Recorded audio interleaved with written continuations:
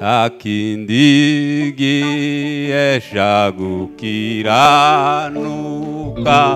mu bisi no muwo mwijuru keretse kwizera kogejwe de n'amaraso ya Yesu masa wogejwe naye watunganijwe n'amaraso harugo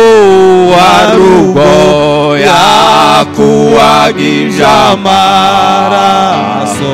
mbese imyambaro yawe irera amaraso ya Yesu yogeja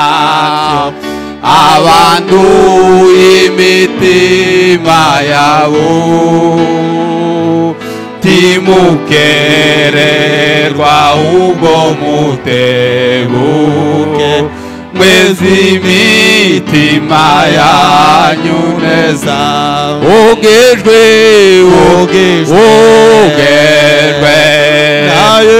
naye watunganijwe n'amaraso harugo yakuwagije amaraso mbese imyambaro yawe irera umukiza ubwo azagaruka afite icubahiro c'ubwiza bwe abatari bezwa bazinjiriwe mu birori by'ubukwe batogejwe naye watunganijwe n'amaraso warugo yakuwagije amaraso mbese imyambaro yawe irera bazatinya guhinguka imbere bazahinduka ubwoba busa n'ukwiyambura iyo myambaro mibi Yesu atwambikiye